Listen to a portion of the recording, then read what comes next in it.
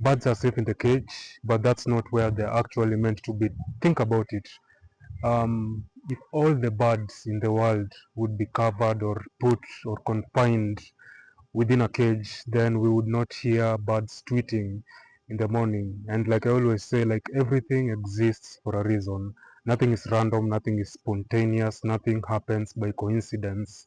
Everything is trying to communicate to you. Everything is meant to happen exactly as it's meant to happen. So think about it. If we had so much control, the sun, for instance, if we had so much control, we would control the sunset and the sunrise. The sun is the most important element sustaining life for humans at least.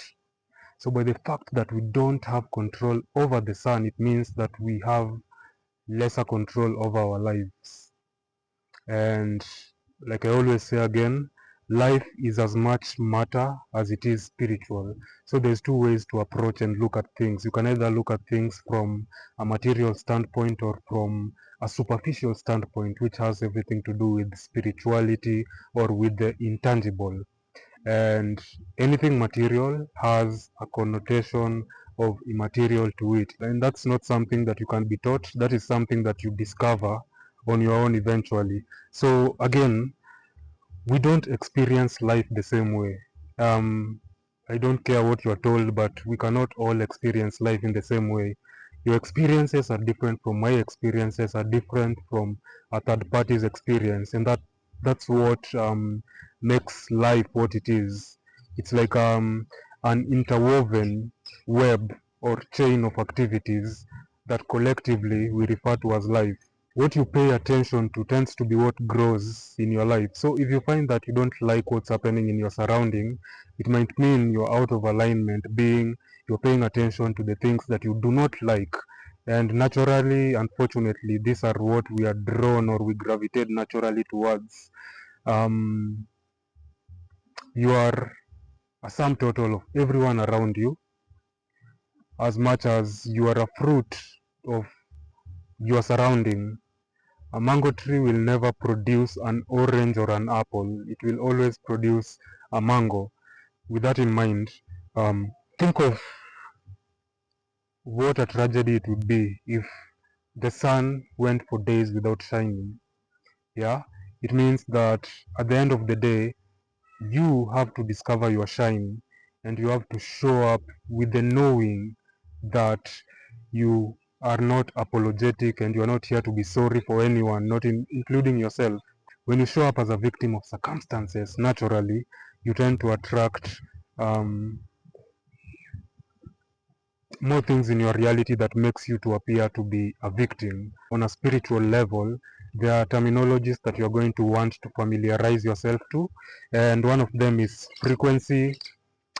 Frequency, simply put, are your feelings, how you feel about what you're going through or about what is to happen. Perfect depiction of this is when you're living in the future and you have little control of what is happening in your present moment, then you're bound to be anxious. When you're living in the past and you have little or close to none or no control on what's happening at this very moment, then you're going to suffer depression. So depression and anxiety are examples of frequencies. And then energy. Energy now is cumulatively your state of being, and ultimately there's just two types. There's good energy and bad energy. So you can put what belongs where with that in mind, but that can also be backed by universal laws. And then thirdly, we have matter. Matter, of course, is everything you see in your day-to-day life, anything physical and tangible that you can interact with, that refers to matter. And then we have time. Time is the measure of change, change being the constant in life. Like change is the only thing that you can bank on, yeah, and it's measured in time. And then you have space. Space is what matter occupies. So you are a manifestation of light. You are crystallized light taking a human form. And then reality. Reality is a combination of personal or individual and shared experiences. For you to experience life wholesomely, you need other parties in form of people. You've heard that we are all one to some extent. It means at one point we are all interconnected. So you want to associate yourself with the people who are cut from the same cloth as you are, and how you find those people is how they make you feel. When you feel bad about a surrounding or about someone, then you're not supposed to be there.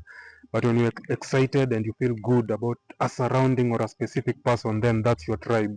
That's the person that you're supposed to be around. Second, lastly, we have ether. Ether is the component of creating matter. So ether is also depicted from the word either, which means where all the options reside. And you being a being who is constantly choosing with every second, every minute, then in the etheric plane is where you kind of condense the immaterial into material finally. And then last but not least, we have emotions. Emotions are liquid in nature, meaning they are not solid until you put the intention behind them. So emotions are going to drive you to action. Emotions will either drive you to action or inaction. So whichever the case, you're going to act based on your beliefs specifically. So what you believe is eventually what's going to manifest. And in order to change your reality, as you've popularly heard, you have to renew your mind, because it's in the mind that all your beliefs reside. Yeah? And you're constantly becoming. No one stays in the same place for a long given period of time, because like I just said, change is the constant in life. So when you're not changing, then you're staying the same. When you stay the same, you're not growing. And when you don't evolve, then eventually you die. So the whole meaning of life is to evolve rapidly and as fast as you can. And again, we all are here to experience different things. Yeah. In the words of a popular artist, Charisma, there's a song of his that states the quote that you don't have to set yourself on fire in order to keep someone else warm. What that means is, at the end of the day, yeah, if you want to be impactful, then you can do that through changing your life first of all. And when you change your circumstances, then you're going to inspire other people to also change their circumstances. Yeah. But naturally, what people tend to do is to become ultra successful, and then they want to dish handouts to people. You know, even Jesus did not do that. So realize that your most important role on this planet is to find your calling first and foremost. And how you do that is through aligning yourself with the greatest truth, which is you are not perfect and no one is. With that in mind, you don't have to go around life judging or trying to put meaning to everything, especially those that do not come from you. Yeah?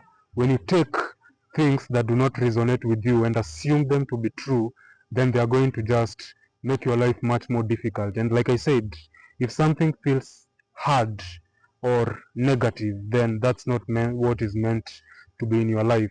So you want to redirect yourself and, you know, find an alternative truth that is going to resonate with you the most. Yeah? Okay, with that said, I'll definitely catch you on the next video.